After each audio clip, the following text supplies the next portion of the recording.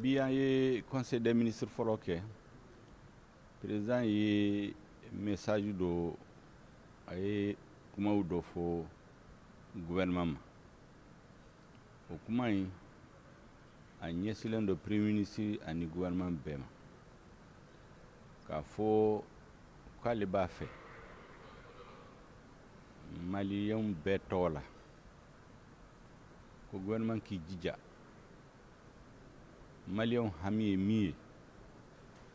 o k'a ta en compte k'an k'a dɔn ko an bilalen don baara la an ye maliyɛnw ka baarakɛdenw de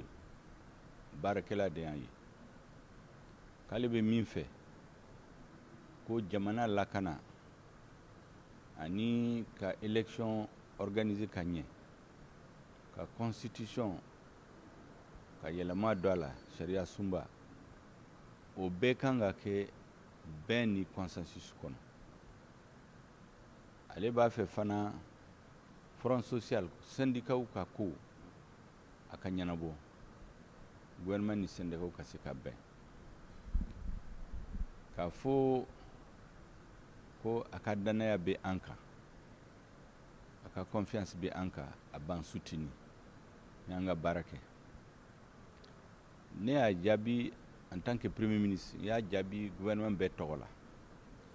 k'a fɔ o cour suprême juin kalo 7 cour suprême ye gafe dɔ sɛbɛ gafe min kɔnɔ a sigira a y'i kali ka kɛ Mali président de la transition Mali chef de l'état o ye jamana kuntigi an b'a fɔ o la ka féliciter a filanan a y'a danaya min da ne kan ka ne kɛ premier ministre ye ne fana de proposition k'a ye a ye a sɔnna mɔgɔ min kɛra ministre ye an bɛɛ faralen ɲɔgɔn kan an b'a fɔ ka féliciter k'a fɔ a ye danaya min dan kan o danaya an b'a lase ka maliyɛnw haminanko o ɲɛnabɔ ka réforme constitution yɛlɛmali ka réforme institutionnelle ka accord d'Alger a ko k'a waliya de manière intelligente et efficiente o kɔrɔ ye mun ye i y'a dɔn mɔgɔw bɛ sama-samali la an ka réviser an ka na réviser o bɛ ye kumaw de mais min kan ka kɛ Mali nafa bɛ min na a kan ka o sira de ta tɔgɔ min bɛ da la o ye kuma wɛrɛ ye donc o de kama a ko de façon intelligente et efficiente a ka kɛ min ye jamanadenw bɛ se ka faamu a tɛ mɔgɔ si tɔɔrɔ a ka teliya fana a ye kuma laban ni min ye ko premier ministre k'a dɔn k'ale b'a soutenir a ka danaya b'a kan donc ne fana y'a jaabi gouvernement bɛ tɔgɔ la ko an fana an b'a ka bila la an bɛ maliyɛnw ka bila la ale y'an bila baara min na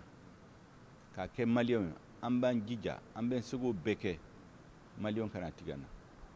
donc kumaba minnu fɔra ye k'a fɔ ko maliyɛnw bɛ ka dugawu kan ye ni bɛ yɔrɔ o yɔrɔ la sɛnɛkɛlaw baganmaraw mɔnikɛlaw kɛnyɛrɛw